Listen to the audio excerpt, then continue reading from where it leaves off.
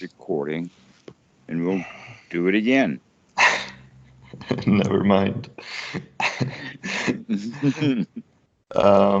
Yeah, so my question today was mostly about right view, and I have some ideas, like conceptual understanding, but really having that readily available all the time seems important, and how to, yeah. I mean, I could give some ideas of that I have about them and that help, but All right. yeah. Well, let's give several shorthand versions and then a really long one. Great. All right. The the first one that we just had before we turned the recorder on, you were asking about seeing things from many different points of view, and that's certainly going in the right direction. Is to stop holding one point of view is Hmm. another way of looking at it. Yeah. And a third way of saying it is stop holding views. And now let's define what we mean by views so that we can see what we're doing or where we're going with this. Um, I don't actually remember the Pali word, but for sure it does not have to translate into the word view. It can also translate into the word belief. It can also translate into the word identification. Hmm. Yeah. All right. And it also generally has the quality of being in the past, not being in the current moment.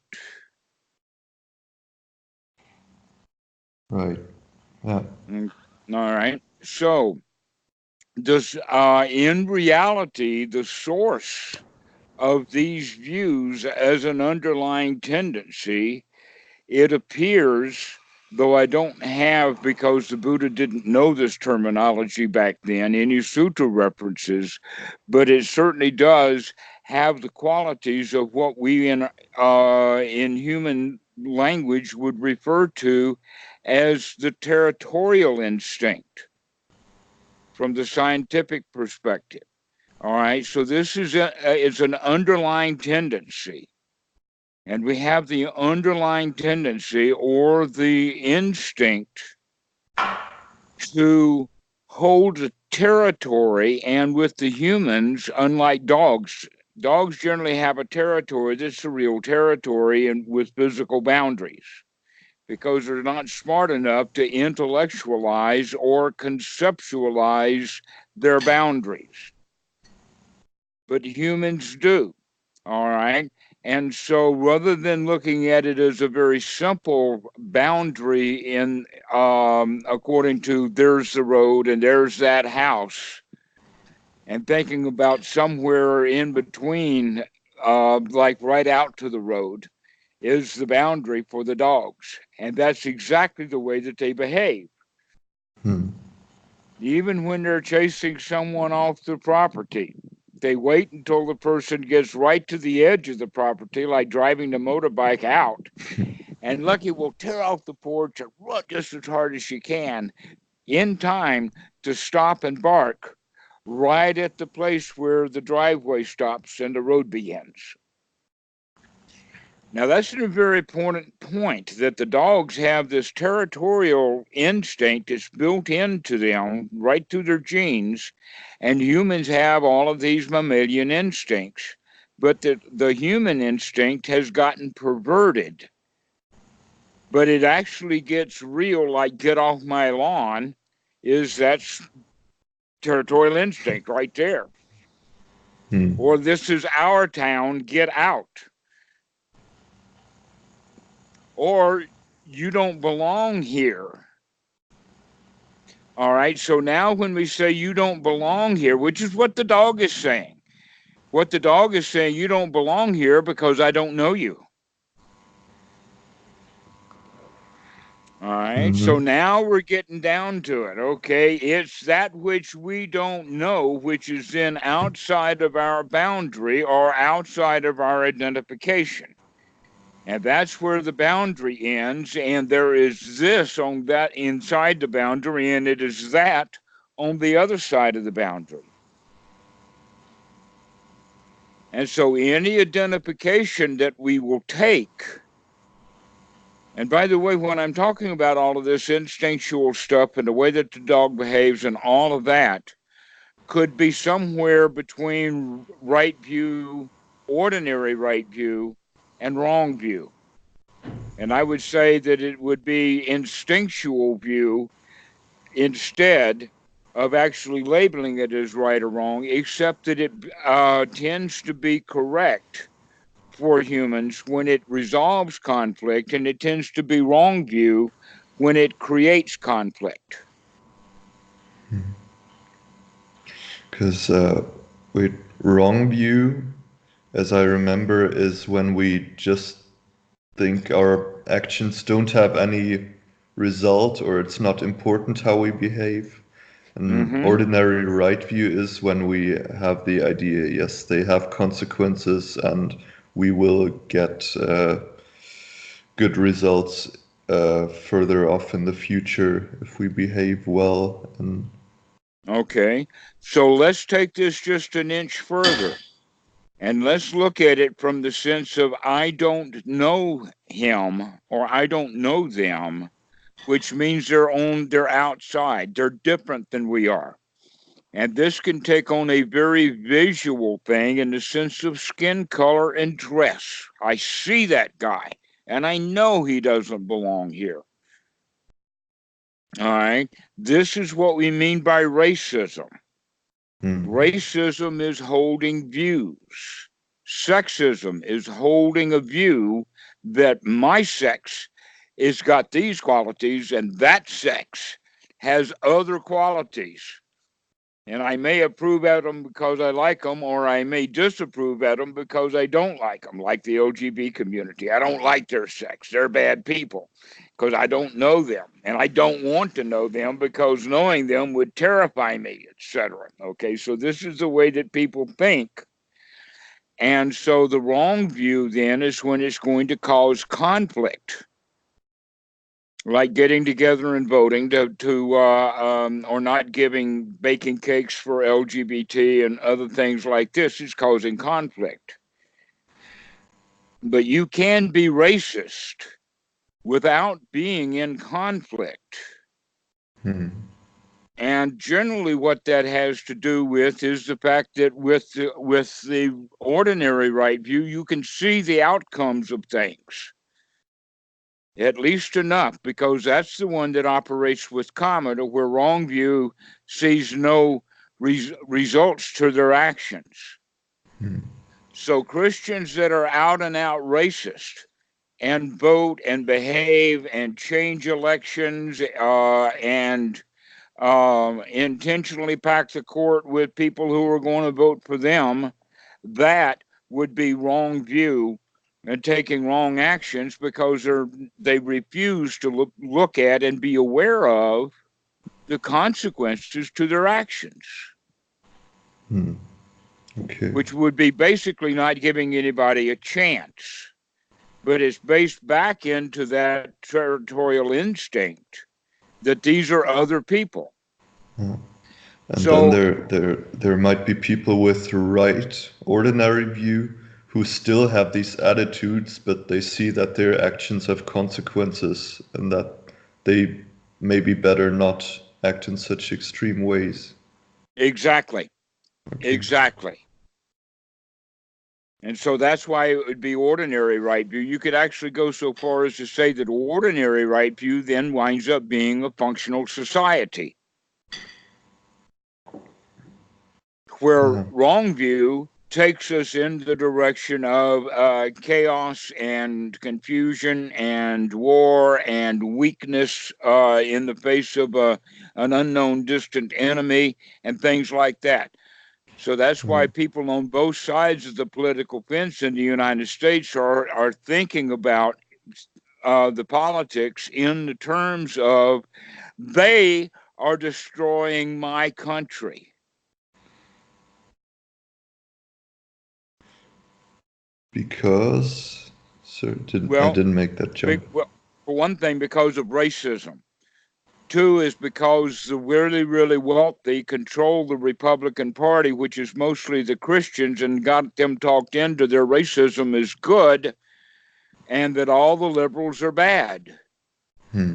Meanwhile, the Democrats or the liberals are looking at all of the obvious, dirty corruption that exist on the Republican side. And you'd think that, well, with the religion, that all the corruption would be on the atheist side rather than on the religious side. But actual statistics point out, oh no, it's the religious group that winds up being the most wrong view that's causing the most problems with the most corruption. And the wrong view would be because they think that there are no consequences to their actions. And Hmm. part of that is to hate the other side of the fence. So whatever they do over there is going to harm me. Is that wrong view then, or ordinary right It view? de- it depends upon whether there is preemptive attack, Hmm. preemptive aggression. You know that all attacks, all violence, and all aggressions in every moment is always preemptive. It always starts preemptive. Even for in fact, it generally is. It's caused by the preemptive on the preemptive side. In other words, I cause it because I'm so terrified that if I don't attack them, they will attack me. Hmm. Now that's true in big governments. It's true in politics. It's true at the various levels of government, but it's also even true on the internet. I don't like what he says, so because I know that he's wrong, and that deep down, if he gets his way, it will destroy my country. Therefore, I'm terrified to find these people from that political party on my website, and I say mine, even though it may be YouTube or just something, and therefore they attack Hmm. out of fear. All right, because it's this us and them quality. This is, in fact, what affects every relationship with everyone.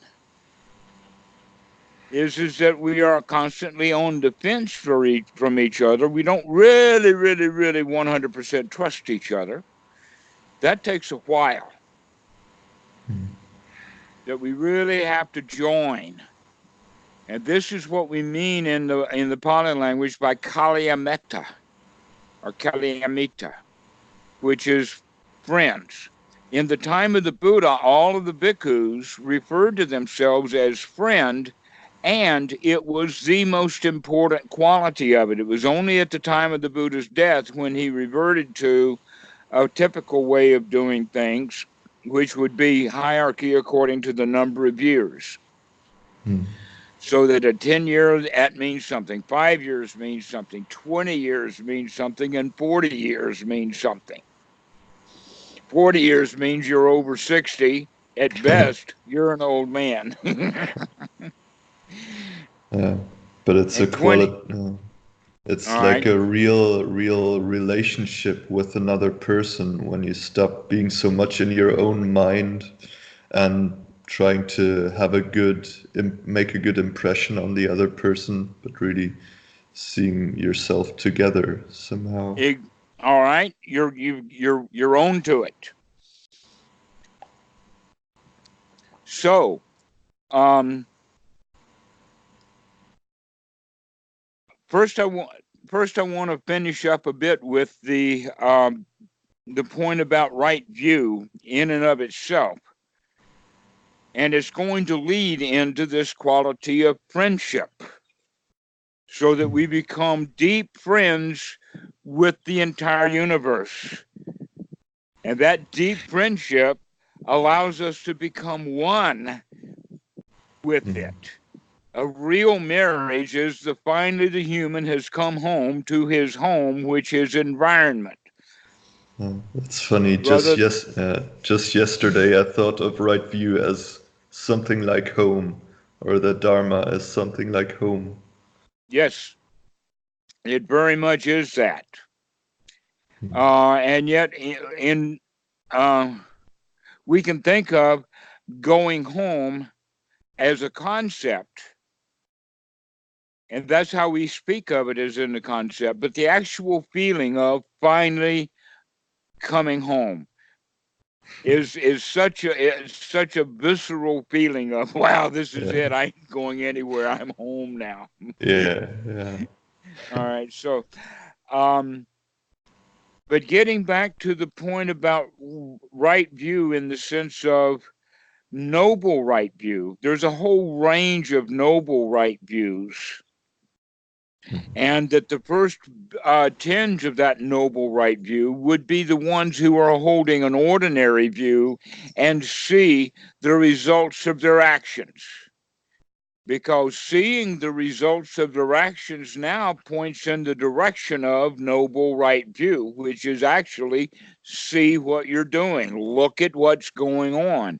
Take all of the various viewpoints that you can, see everyone's point of view, because if you fully understand the situation, you'll realize that it's far too complex for me to solve. Let me just leave it alone. Let those who really want to solve the problem figure it out. All right. But more than likely, they'll be taking actions, not understanding fully the extent of the results of their actions. And so that's the ordinary right view, is the coming out of ordinary right view in the sense of beginning more and more to see the results of actions. Another way of talking about that is see the trajectory.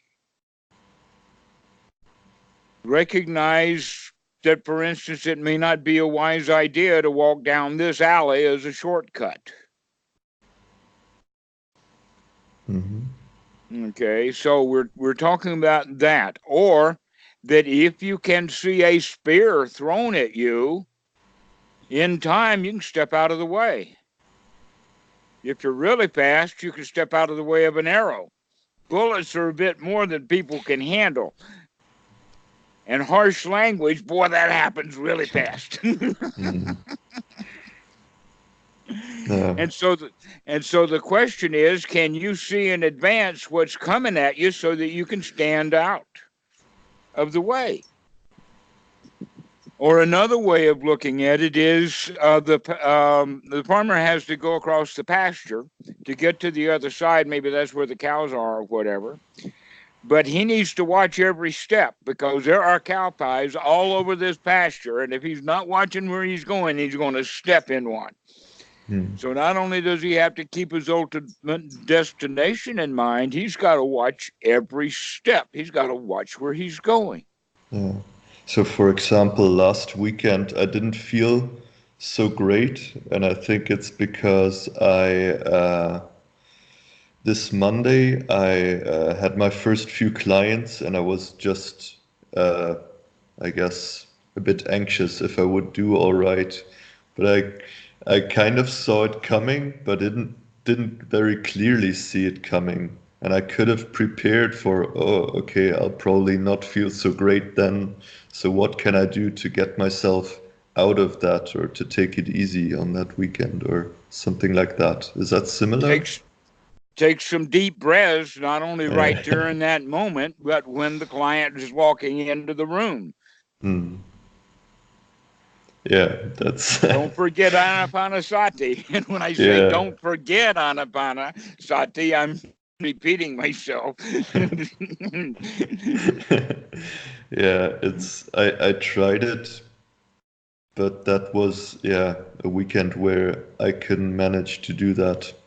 And after that day, I could again, but I think I was just too much in my head at that time. Maybe it would have helped to see that more clearly, all the causes and conditions of that time. Actually, you don't. What you do need to do instead is remember that there's something better to do with your moment. And that's where sati comes in. Mm. And to remember what? The what is always going to be your view.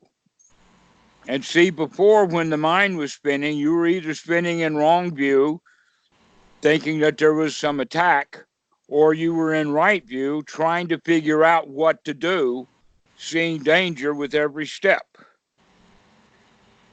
And that's why the mind is spinning. We're trying to figure out something. We're trying to get the right way to go. We're trying to figure out the right conceptual way of seeing things.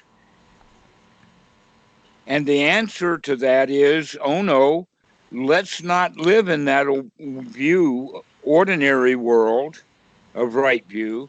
Let's take the noble view is, hey man, it's not here. Those clients are not in the office yet. And when they are, they only come in one at a time. But when I think about them, they're all there. And so the reality of what's going to happen in that room with the clients is completely different than the reality that you're painting in your own mind.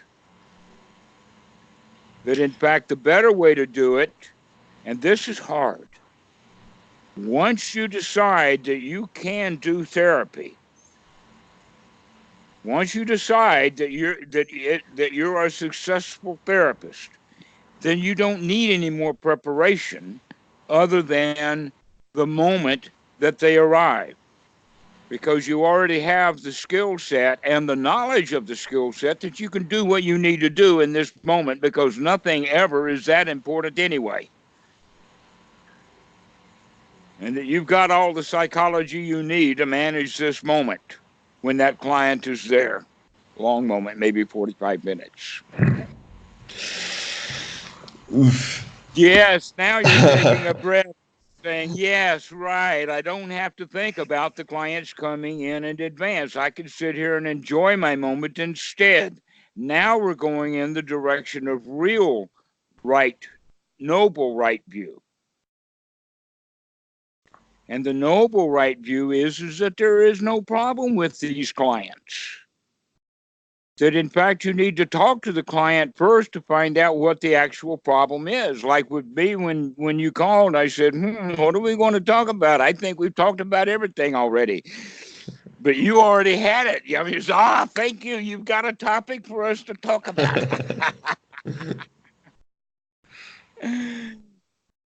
Not that I was trying to think of a topic, was because, okay, it's quite okay to walk right into the conversation and not have a clue about what's going to happen in there until it starts. And then we know, here it is. All right. So that's, again, part of noble right view is what's happening right now. To where all of the other views generally come out of the past. And part of the past is this idea of the relationship between therapist and client. To where the real goal, if the therapist is really on key, is to be friends with the client. Because the friendship is enough that's what basically that's all the client ever needed anyway, was just a friend. It's funny like that with guys and women. Women can talk together and express their feelings and talk about the things that they don't like, and the other woman will commiserate with her. But if she tells a man that same story, he feels like he's got work to do now. It's up to him. She had brought him a problem to solve, and it's up to him to solve that problem. All right? Guess what? You're certainly going to be creating problems when you take that attitude. But it took me a long time to figure that out. Nobody ever told me that. That all of these women I'm talking to, every time they give me this sob story, is some kind of work for me to do. A lot of suffering created. Yes, and the worst part of it was is that I was eager to do that. Oh, sit down, honey. Tell me all about it. Lay your crap right on me. Mm. I'll own it. All right. So that's another kind of view. And If it gets severe, the psychologists call it a helper. If it gets mm, really severe, they call it an enabler. And you probably heard the stories about a woman who, because her dad was an alcoholic, she wound up marrying two alcoholics in a row. And her third husband for sure, was a teetotaler and wouldn't drink. And guess what? She turned him into an alcoholic.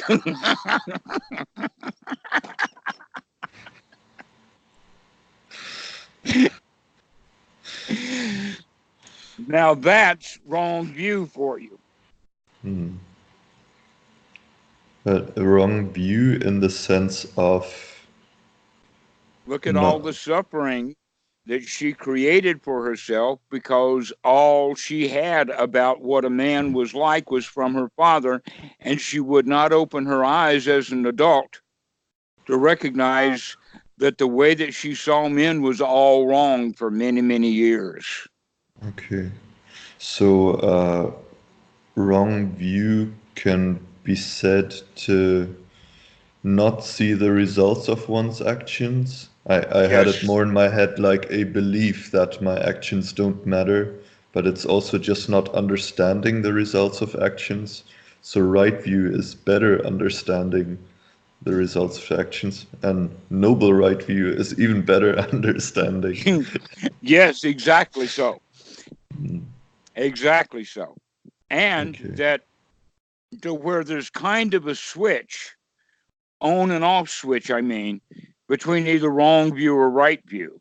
You either see that there are no bad results to my behavior of being a racist or treating men the way I do, or uh, seeing that a sob, some lady's sob story is actually now work for me to do, Mm, when all she really wanted to do was commiserate and enjoy her sob story. And I didn't know how to enjoy sob stories. I only saw it as work to do. Where's my toolbox? I'm going to fix that thing, whatever it is.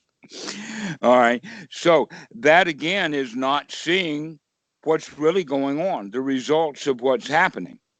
And so noble right view and right view is a continuum.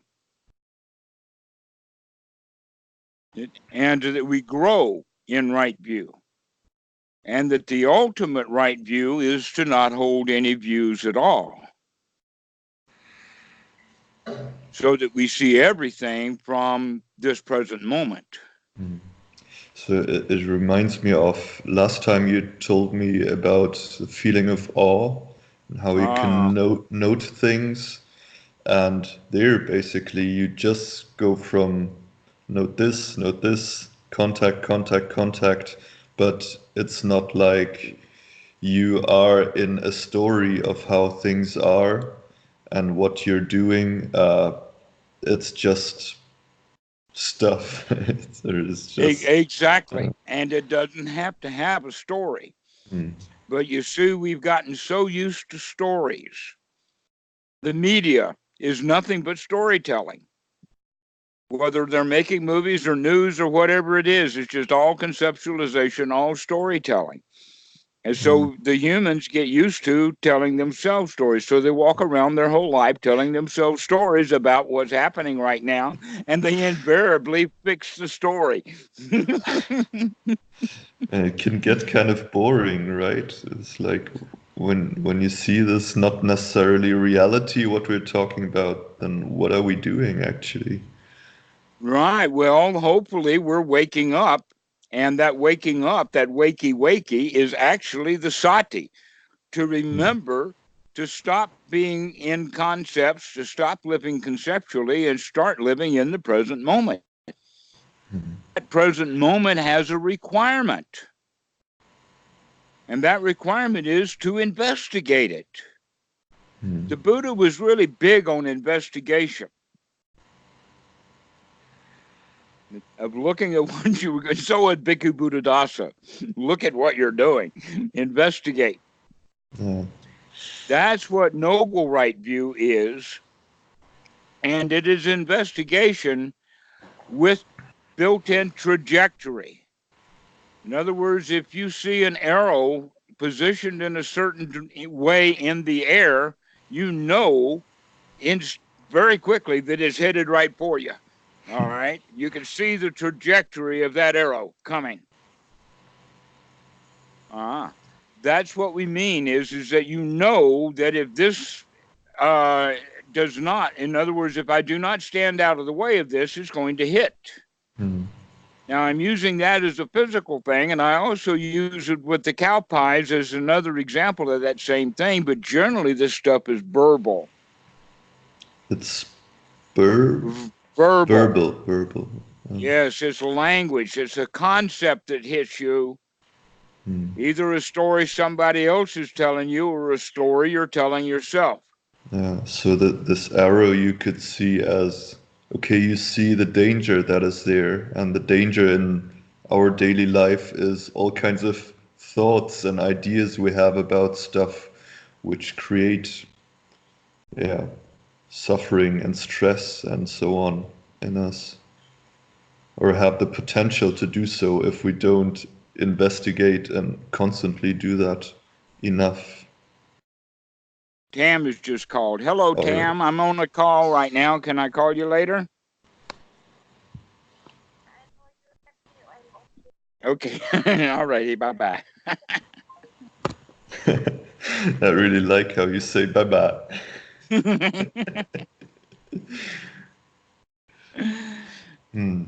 Yeah, but I think you could visualize your thoughts and conceptualizations almost as arrows, which may be pointing at you. Mm-hmm. Or another way that they talk about it is shooting yourself in the foot. There's just so many analogies that are so spot on because there is that much wisdom out there. The problem is that we don't remember to take the advice of all of this wisdom. We don't remember. Yeah, And yeah. so we stay stuck in the conceptualizations and all of the old feelings that those concepts will bring up. And so the whole idea then is to stop talking ourselves into feeling bad because of all of the all of the unfinished task, all the work that needs to be done, all the dangers that possibly can happen, all the global that can be warming, everything. I mean, if you think about it, this is a really dangerous place we live in. But if you stop thinking in those terms and start realizing it, hey man, things are a whole lot safer than they used to be. We're good to go. There's nothing going to happen on this porch, not right now. Nothing going to happen in that chair except things that happen mentally. And nobody's going to bust into your room and shoot you with a gun or anything like that. And yet, everyone carries because of those concepts.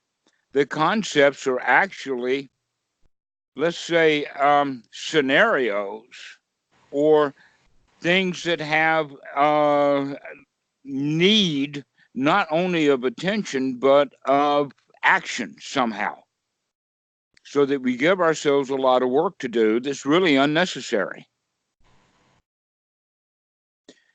In fact, it is for most people hard to just sit and do nothing because we've gotten so much involved with the lifestyle of doing, that were trained from children to go to school, do your homework, do what you were told to do. You can go to play, but when you play, you're playing with other kids who are actually doing what the adults are doing, and that is telling you what to do. Okay, so we wind up having a whole lot of instructions about this is what we're supposed to do, and we're supposed to do things all the time. And that so a lot of children are given a lot of toys to play with because they need something to do. Very rarely is a child just taught just to sit and enjoy the moment. We don't teach our children that. So, as an adult, you've never learned that skill, but you have been learning the skills of busy, busy, busy, busy. And so we're either busy with our hands or we're busy with our brain, but we're busy. And we don't know how then. And that busyness, by the way, is actually the basis of right view. In other words, if I'm not busy, then something bad will happen. Ordinary right view. To where with wrong view is that I'm busy because I want. And I don't care about the results of my actions. Hmm. And so the wrong view and the right view are sometimes they look very close together in the results of the action. Yeah. But they're a different mindset. One of them does not see the results. All they can see is what he wants. The other one can see what he wants, but he also recognizes that there's results. Now the question is, are we going to continue to do that inspection? Because if we as busy start looking at everything that I do that is a busy thing, do I have to do that? In other words, we start asking ourselves a question: why am I doing this? Because that's the answer. Why am I doing this? Is what do I expect as the results of this? And when we recognize that we don't have to do that now, we can enjoy the moment instead. And that moment, as I'm saying, that noble right view has the requirement of, in this present moment, to look at what's going on, check it out, investigate. And that investigation has the quality of the trajectory with it, which is what would be, in Buddha's words, panya, which is translated as to wisdom. But here I'm giving you a different viewpoint by talking it about as trajectory. In other words, wisdom has the quality of being able to see the results of actions. They can see where things are headed. Sometimes that takes a long time for people to figure out, like in an argument, when the fellow finally says, "I've had enough of this," and slams the door and walks out. That's because he can see the trajectory. Finally, there's a little bit of a wake up. Huh. And he recognizes this is going really badly. We need to stop this. So, All so right. the super mundane right view is the same as panya, you would say? Yes. Okay. In fact, in the sutta, it is called the faculty of wisdom. Here, I'll read it for you.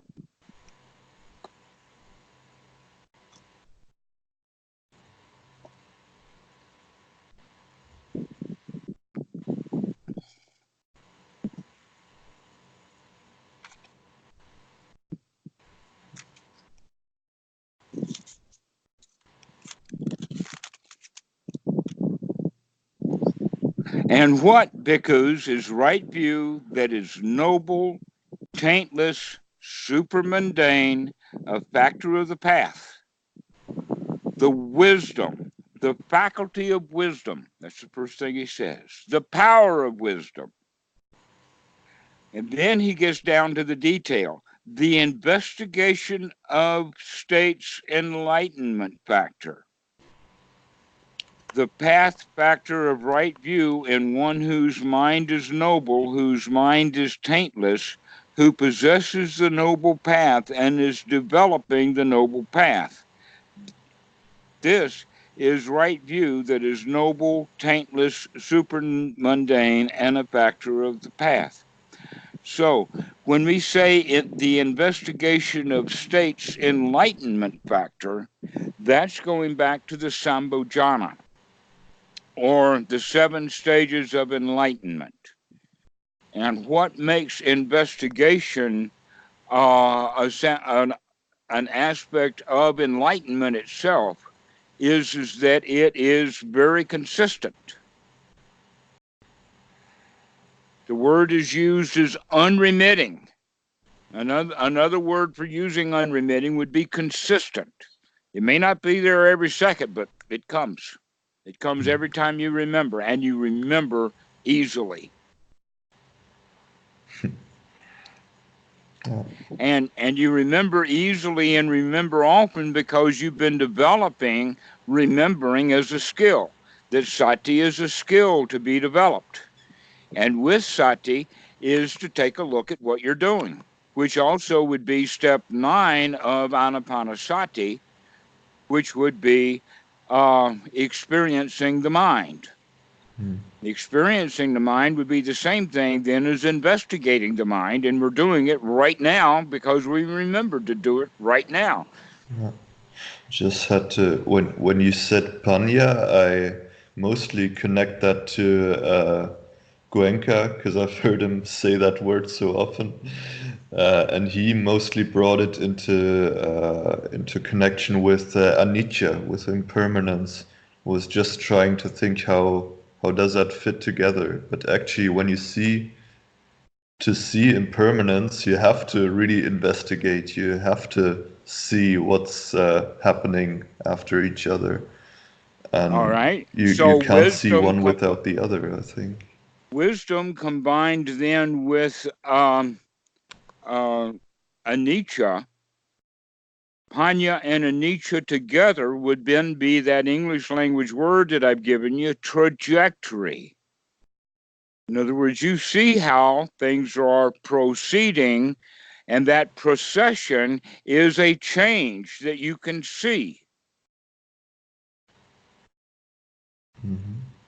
Okay, rather than saying, oh, I'm sitting here and watching the anicca of a piece of bread become moldy. That's not really what we're talking about. We're not talking about sitting and watching the paint dry or sitting and watching the grass grow, because that's the way that people generally think about it. But the anicca that we're looking about is the stuff that you can begin within a very short period of time to see this and that and this and that. And so you begin to see the trajectory, or you can see the way things are headed. So this would be then the investigation of state's enlightenment factor because it's consistent.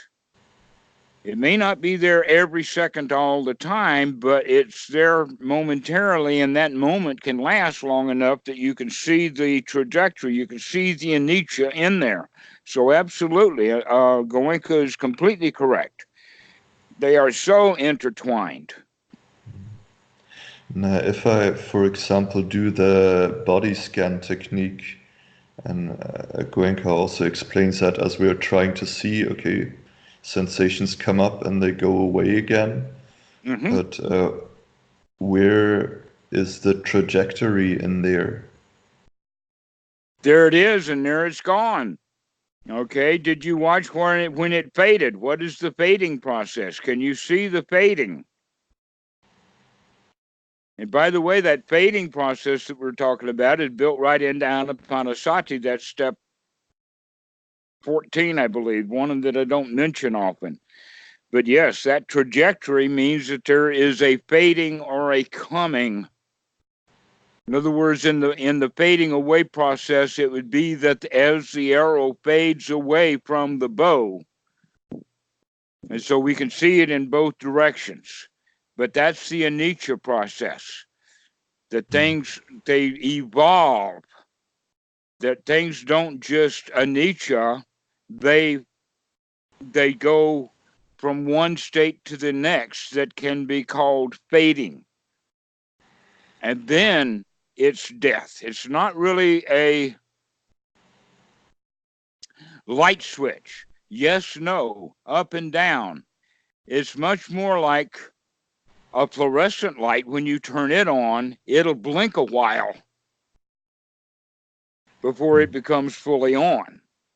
All right, that means that it's going through a fading process. And the fading away is the darkness. Okay. And in fact, we're talking now about step 13, 14, and 15 of Anapanasati, which is the movement itself leads to or the change movement leads to a different kind of change, which now is a fading away, and that fading away will then go into final cessation. And that happens with everything, but you really want to see that in feelings. So that the feelings that you used to have are fading away now, and they finally melt away. And that's not happening in the sense of, well, this year the feelings are strong, and then next year they fade for a while and fade for a while, and then finally they're dead. No, I'm talking about in this present moment. The feeling is there. Watch it change, watch it fade, or watch it migrate is another way of looking at it. Watch it evolve or mutate into something new. That just because I feel bad and I'm full of anxiety doesn't mean the anxiety is going to stay the same, especially if I'm fiddling with it with the breath. That I'm going to start watching it evolve right now. And as I'm watching it evolve, it actually mutates enough or fades away from its other state that now it's gone. Interesting. Okay, so the trajectory can also be the trajectory of just one thing. Before that, I thought more of dependent arising, for example. Okay, contact, trajectory of the contact goes to feeling, to wanting something, to clinging to it. But I can also just watch one sensation or one feeling. Mm-hmm. Yes, one particular feeling will in fact fade away. One concept will fade away. Ere how mind gets stuck on one thing that's got to be done, got to be done. Like a hard drive in a network fails, and all of a sudden now the network administrator's got a lot of work to do. Where does he do most of that work? Up here. Mm. When in fact all the real work is after he replaces that drive and then backs it up. And all that backup is done automatically. All he has to do is push the right button or click the right place on the mouse on the thing. But look at all of the potential, or actually for network administrators, all the anxiety that goes in with that. Very rarely can anyone um, let us say, waltz through the day dealing with hard drive failures. It's almost like I am that hard drive, and it is my death when the drive dies. But that's just an example. Another one would be the car. So here you're out on the road, and the car stalls or it fails. Well, okay, so the car failed. We can handle this moment.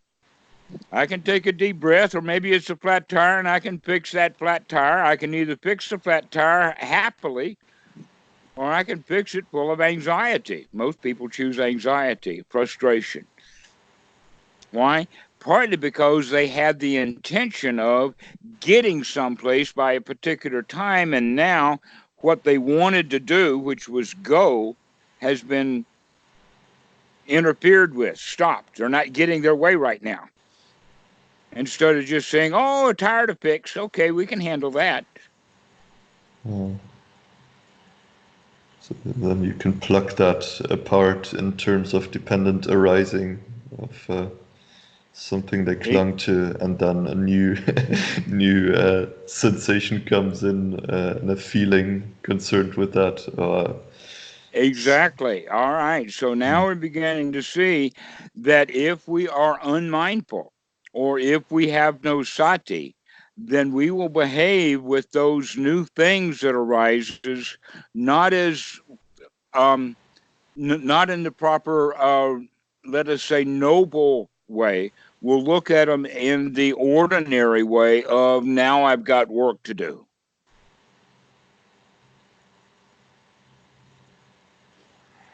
Hmm. Now I'm interrupted. I can't etc., like that. But if he would say, wait a minute, I don't have to feel that way, then he can start that fading away of the anxiety, the tension, the all of that that's got to do with realizing that the tire is flat. Or we're still opening the trunk and finding out that he doesn't even have all the tools to fix that flat tire, that either the jack or the flat tire or the spare or something is wrong and he's not going to fix it. So now he's out on the road stuck. And people generally feel pretty bad out there. Yeah, They don't know been how there. to enjoy. They don't say, wait a minute, I've got a forced vacation. Let me sit here and enjoy the moment. Hmm. Yeah, I have one particular episode in my head where that happened. Hmm.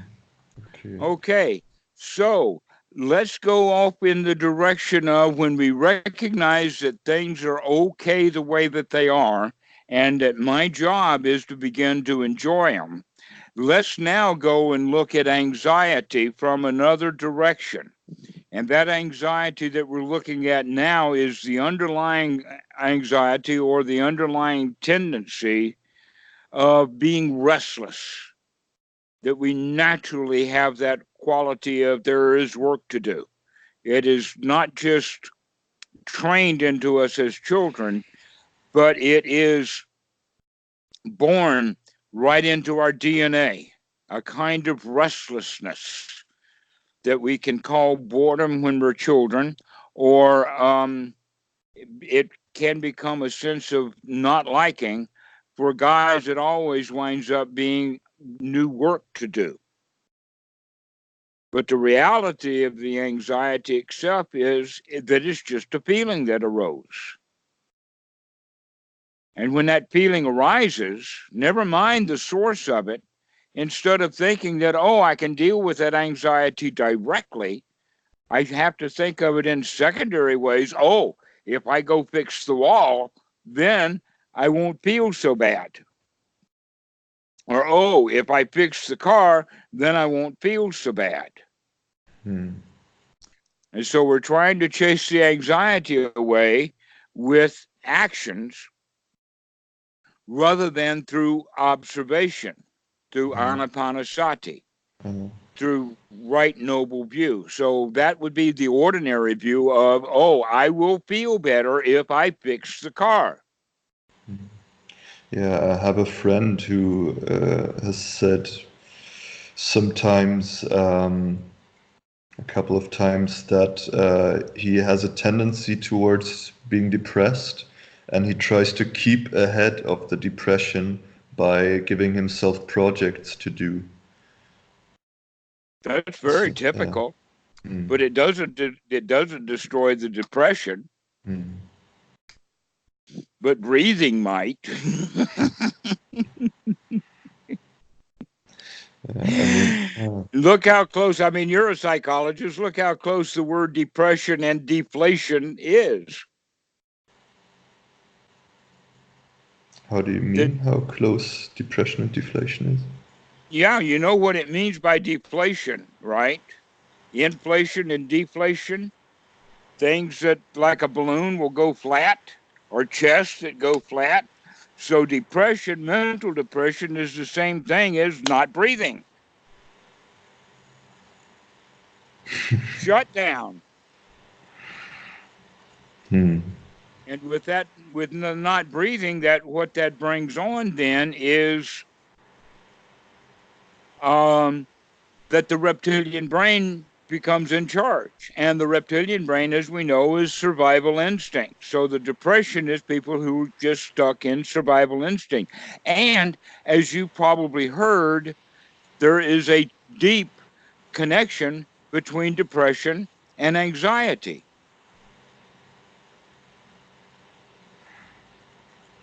Yeah, for example, in the HPA axis, an overactive stress system. Mm-hmm. Yes, so this connection between anxiety and depression is real.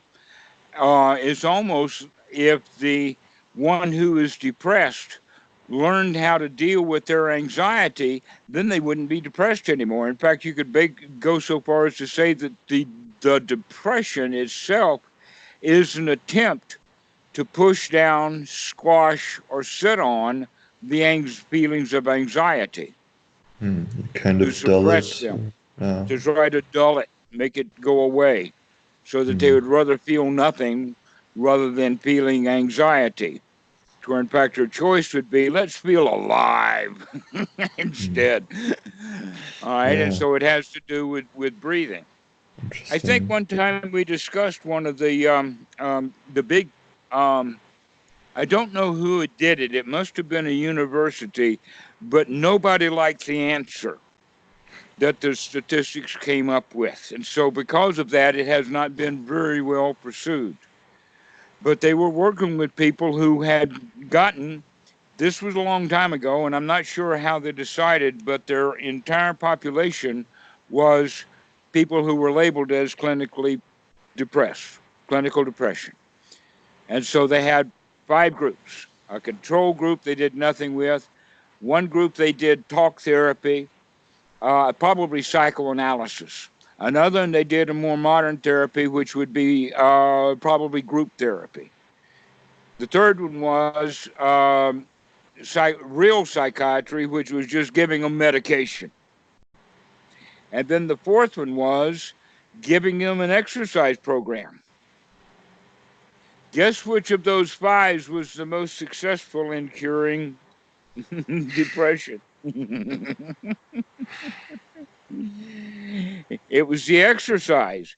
But the question is, why didn't they control the difference between exercise alone and breathing without exercise? Because that's one of the main questions that is unasked. What is the effect of good breathing? Well, the Buddha thought really highly of it, but I don't see a lot of meditation teachers talking about it so much. Yeah. Because Buddhadasa did. That's why they practice the panting sometimes in the meditation retreats, Yeah. especially the advanced ones. It's actually also quite new since I have contact with you to connect breathing with usually a difference is being made between breath meditation and breathing exercises. Also at my work, and clients are told mindfulness is one thing and it's more about being here with what is there, and you can kind of say, okay, that's part of it. But then they say breathing exercises are different because they are meant to actively calm you down. But basically, when you do these exercises, you're also more mindful. And yeah, the breathing also, yeah, they're interrelated. Yes, especially if you intentionally make sure that they're interrelated. That's what anapanasati is, mindfulness and breathing. Hmm. So mindfulness would be the sati, which is one, and then the breathing. But the people who are doing the breathing, they don't quite get that they can't do those breathing each breath unless they remember to do so.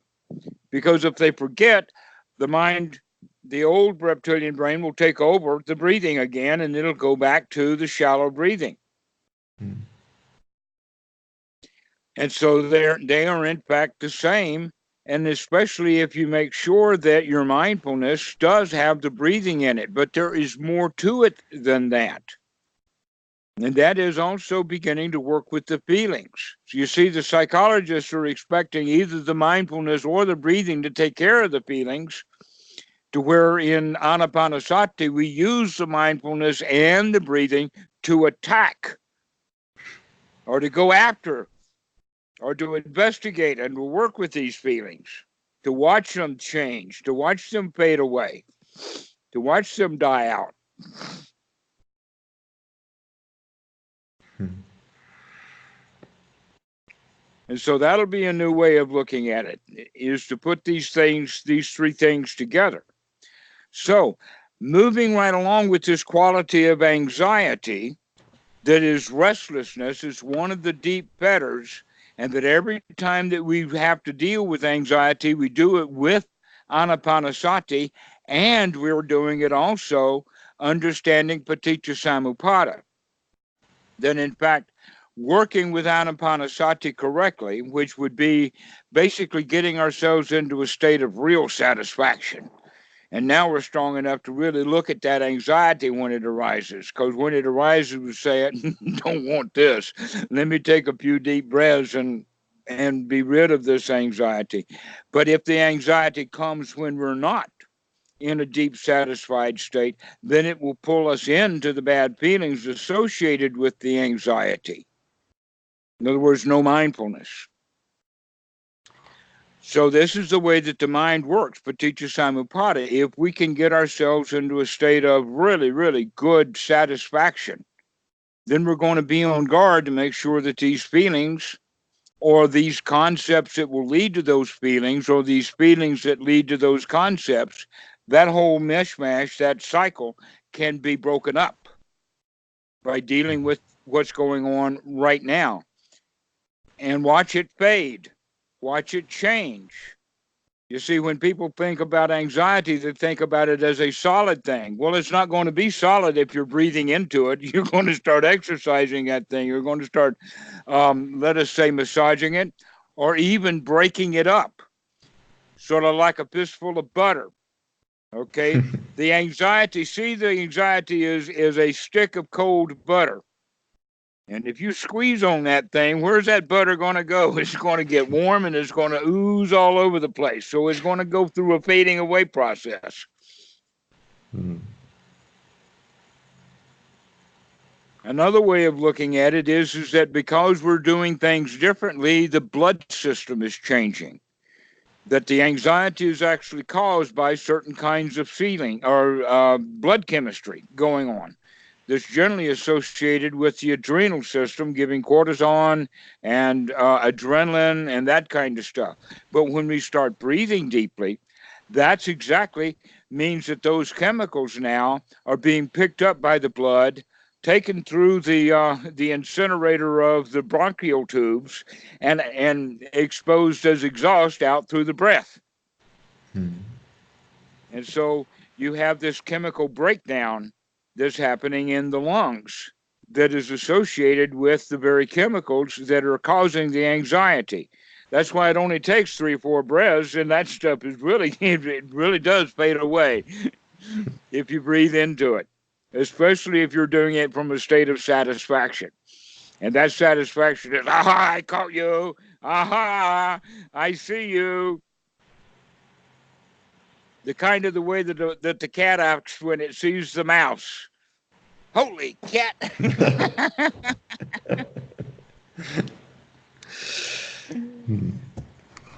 Yeah. All right, so this is what we have as the anxiety, but it has a relator to it, a relationship. And the relationship is the distinction between the restlessness itself and the way the restlessness interacts with the rest of the world. And this is what I would call mana, or we can use the word conceit, or it actually is another word of saying, this is who I am. This is the me that's created. Because anxiety in and of itself is just a feeling. But when it has a relationship, then it needs the self as I am the anxiety in order to relate. So so an example of this would be when we feel danger, that danger can be expressed as fear and anxiety, especially if we don't know what it is that the danger is. Then it's more anxiety. But if we know who the danger is or what the danger is, then it's most likely going to express itself in conceit as competition, mostly competition, that we begin to compete with things. So if somebody gives you a dirty look or says something bad on the internet or whatever like that, then we have to protect ourselves. And the best way to do that, according to our old ways of doing things, is by attacking back. Fight or flight. Is that something like competing or attacking back sounds like we feel threatened and we want to get rid of that threat? Yes, and we think we know the source of that threat. You see, anxiety by itself, restlessness by itself, has no object. And so we conceptualize to try to create an object. But mana Okay. is that restlessness when we have an object. Yeah, so mana All right. is us making the not the anxiety the problem, but the thing we attach it to. The outside thing, the issue on the outside, Hmm. which would be another person or a friend or a government. or a set of rules or something that we heard, is all over the place, but we can find something out there to blame. This is the blame game that we play quite naturally. And so part of the way of coming out of this blame game is to start seeing our relationship to the outside world differently. Why? Because if we are in anxiety and we are in this state of conceit that's being attacked, then we're playing victim. But if we are a champion, if we're in a state of satisfaction, then we can intentionally make friends with that which we see as danger. And this is why friendship is all important. In fact, the Buddha once a conversation with Ananda and the Buddha, that Ananda had probably gotten it from Sariputta or someone, and Ananda said that I've heard that friendship is half of the teaching. And the Buddha says, oh no, friendship is the whole show. When we learn to become friends with everything, when we hold nothing as dangerous, when we hold nothing as outside, as we hold nothing as beyond our territorial boundaries. In that regard, our territorial boundaries, it's not that they expand, it's just that they melt away, they fade away, and they cease.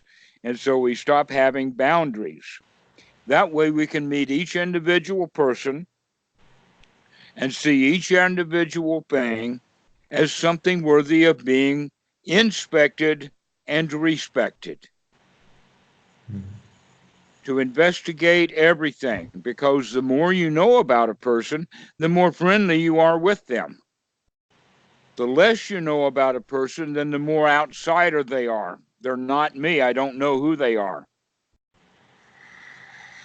They might be dangerous. But when I really inspect and when I really get to know something, then I don't have any ill will for it. How do you relate that with the concept of having healthy boundaries? So, not letting other people walk straight over you and this sort of thing. Right. Well, in that regard, we're using the word boundaries separately, or different way of looking at the boundaries in the sense of walking over me. No, they can they they can't walk over me because they can't catch me. Because I'm not going to lay there for them to step on. Okay, so that's exactly the same thing as setting boundaries. Okay, the boundary is between wisdom and no wisdom. That's the boundary, not between me and them. So, because you're not attached to anything, there's nothing to be, yeah, made use of or hurt or. Mm-hmm. Here's a good example of that. Have you ever heard of what is called a basketball team called the Harlem Globetrotters? I've heard the name, not really big Okay, enough. do you know what their method of operation was? No. Okay, they did not play basketball to win the game. To them, it was fun and it was an exhibition. and that they would find local teams throughout. This was back in the 1950s, long before your time. I don't even think they got a lot of it on video, but they would go to local teams that had heard about them and play like a college team. These guys were so good that they literally played with the other team, who were seriously wanting to defeat the Harlem Globetrotters. And guess what? They always did, because the Harlem Globetrotters always let the other team win the game, because the winning of the game was not the important part. It was the entertainment of the game. And in some cases, the Harlem Globetrotter intentionally would get confused and go to and put his basketball in the wrong goal. He would actually lodge up score for the other team if they weren't getting enough to make sure the other team won. But to do that, they had their game, which was not to win a game. Their game was to entertain, and they were very entertaining because they were masters with the basketball. These are the guys who started the stuff about spinning the basketball on one finger. That's where that kind of stuff started. Or having the basketball in one hand and rolling it on the arm and bending down like that and having the basketball roll across your shoulder down in the other arm and you catch it. That was part of the stuff that they would do. Purely entertaining. Had nothing to do with basketball at all, but it had to do with command of the moment. But the important thing that I'm mentioning about this is that they let the other team win, because the other team was always wanting to win. That's what their goal in life was. So one who is wise, when he's in competition, he'll let the other guy win. Because we understand that's what they want. And so we'll let them win, because the winning doesn't mean anything to me. It means something to him. This is, a way of looking at friendship, is when we stop competing with people and start enjoying them instead.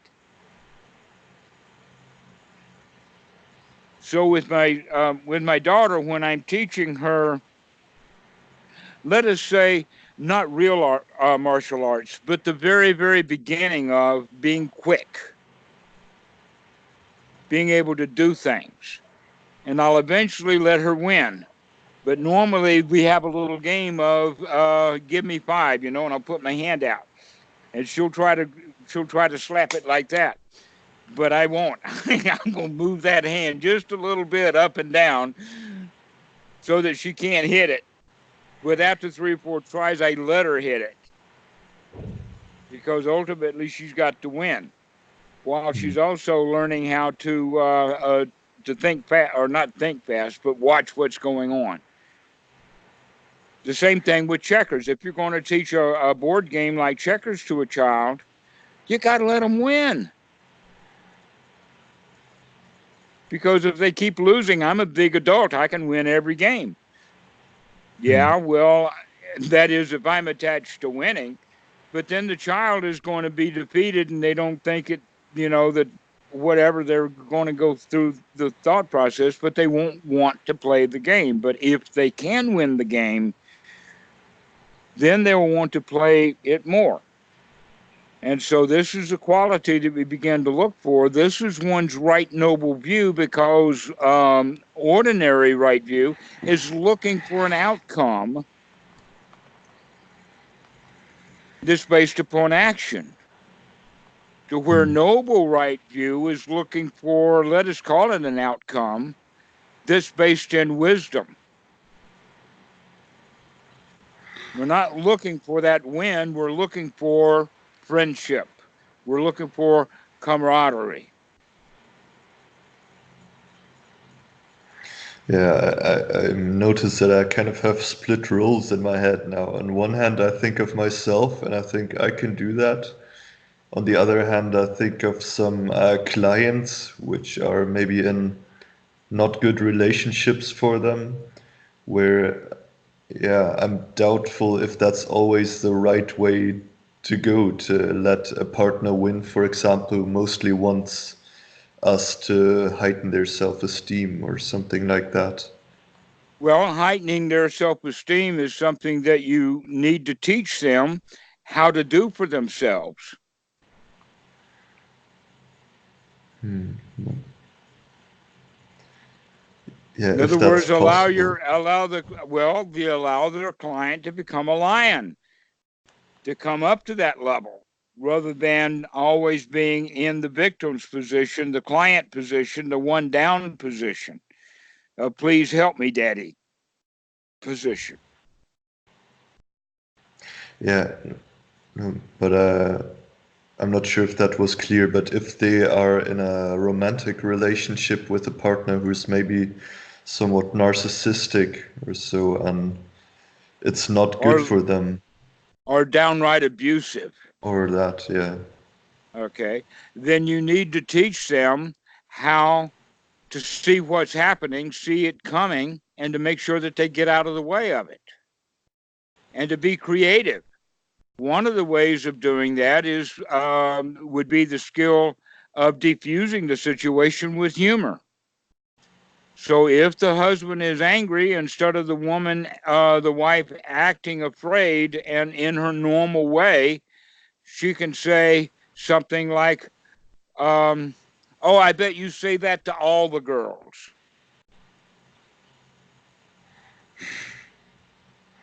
All right, so Hmm. you can change things around. Um, Another way is, "Oh, I've got to go. Oh, I just remembered I got something to do," and then she just takes a hike. Hmm. But the important thing is, don't resist and don't fight back. Escape or changing the situation both would be useful things to do.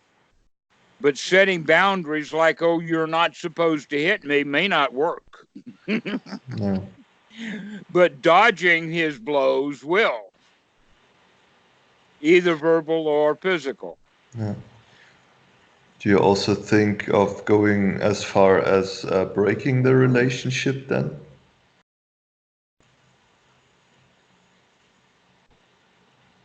Everything is temporary. Every relationship is temporary, and every relationship is fragile. And in this situation that you're talking about, it really is fragile. So the question then is, which way does the client want to take it? Does she want to put it back together again? Here's how. If you want to break it out, here's how. Yeah. But the best way to do it, which way you do it, is to do it friendly, as opposed to adversarially.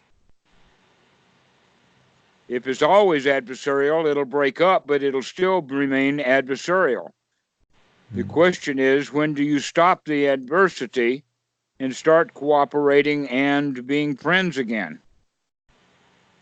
So one of the things that you may have to think about is that if you have a client who is dealing with that kind of situation, they need to look at what's going on. And one of the things to look at with right noble view, would be to figure out what it is that, in this case, hubby needs.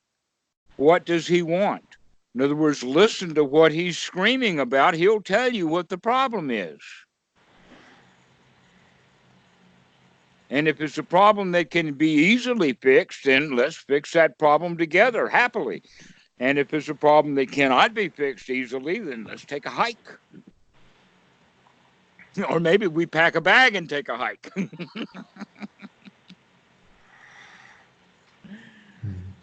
If it can't be easily fixed, so let's have some more time to talk about it, basically, or Well, all during of a them are hike, going to for be that. example. All of them are going to do that. But in the moment, we may need to take a hike.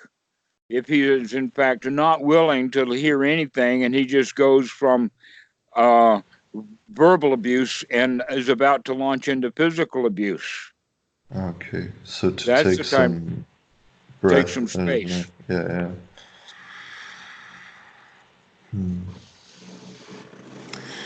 Okay, so we've we've covered a lot of stuff this talk so far. We went from right view to To over many friendship. steps to friendship. Yeah. Yes, to friendship. From right noble view right into friendship, because that's where right noble view takes you, to become friends with everything. That's a good destination. Yeah, it works. And it works because it's got no more work to do.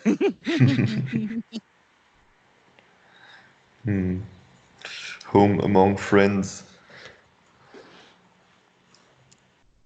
That's exactly right. That's what real home is in the familiar. And what does you look at the word familiar? It's family.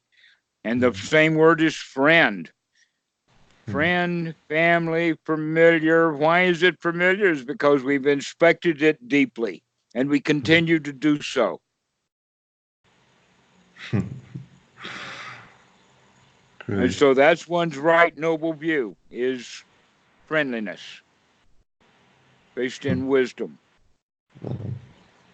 It's so amazing how it all grips into each other. Like, for example, how metta practice is also practicing that very directly, this friendliness with everything around it. Mm-hmm. You can approach it from this side or from more from moment to moment mindfulness, but they kind of lead towards the same direction. Exactly so. And that is an easy life. That's where it all leads. A happy, easy, satisfactory, successful life. Great. I'm very thankful for this talk. This was really useful, helpful. Great. But we've talked about all of this stuff before, I'm sure. Yeah. It helps to turn it over and over again. All right. Well, we'll see you later. See you later. Bye bye.